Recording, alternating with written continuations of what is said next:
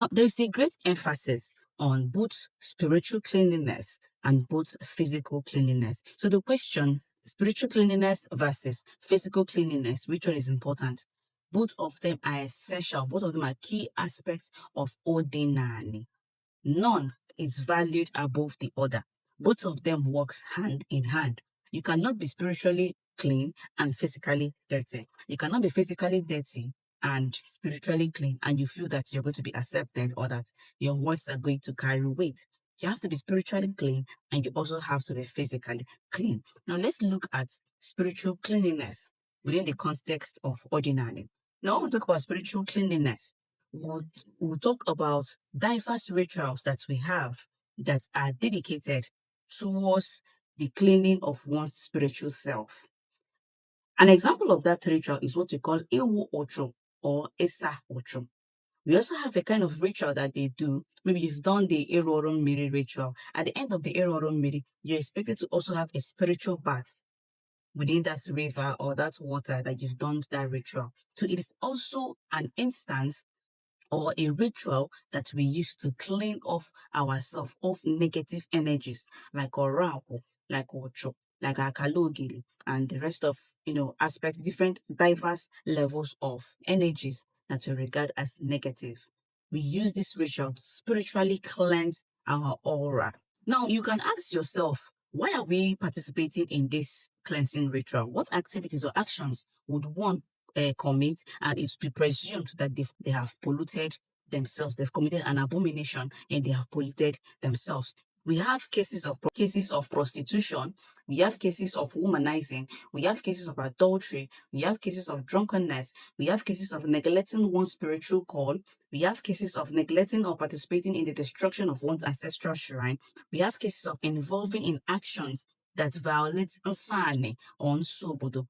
Some of these actions include the killing and eating of a python, no, sacred animal, or other actions that go against the dictates of the communal laws.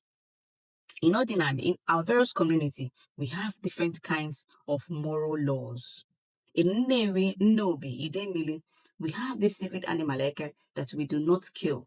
We don't even consume them, which in another community like Ebonyabakiliki, that's not a problem for them. But in Nnewi, in these regions that I mentioned earlier, it is a big deal for them.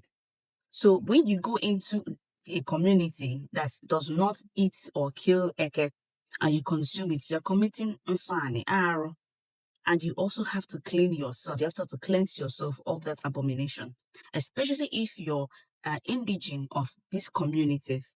In every other communities, they have their own set of moral and communal laws. So anytime you go contrary to what those moral laws or communal laws say, you are doing what? You're going to be afflicted with this otro, which would now require a sort of spiritual cleansing to clean off that abomination that you have committed.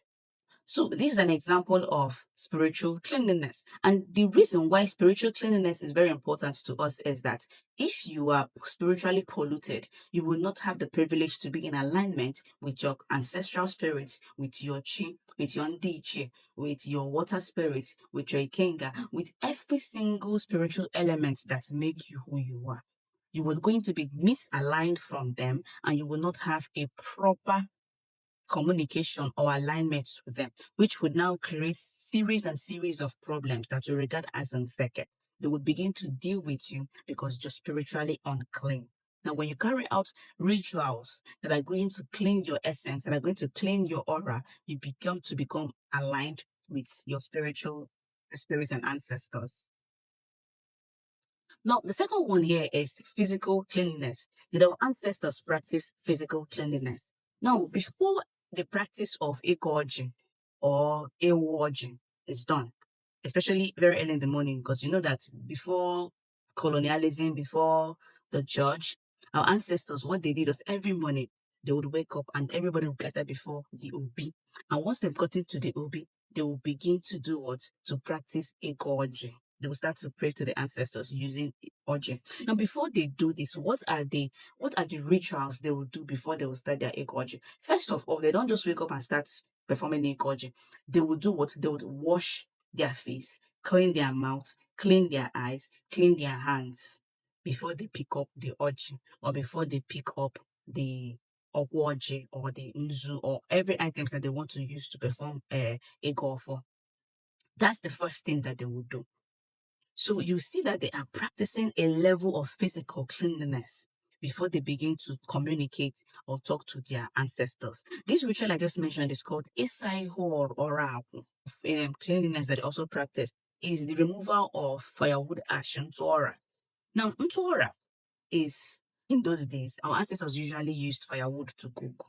They were not using our gas cylinders or they were using firewood to cook. Now, in the morning, the first thing they do is to remove the ash from the previous day.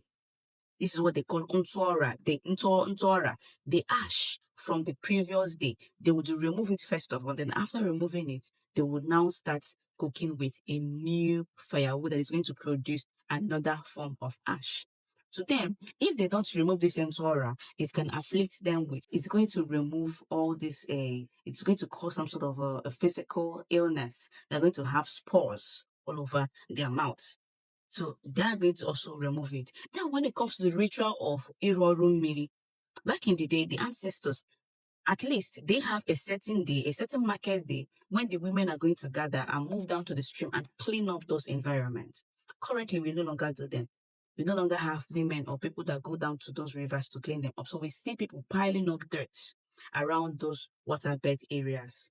So we have different kinds of physical rituals or physical activities our ancestors performed that help them to clean up themselves physically.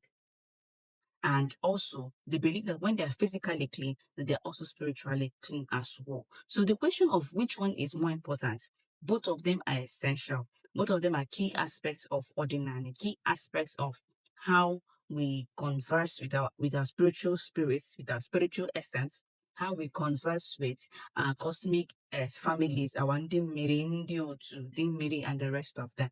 So both of them are equally essential, and none is more important than the other. Now, until next time, have a wonderful day. Let us see.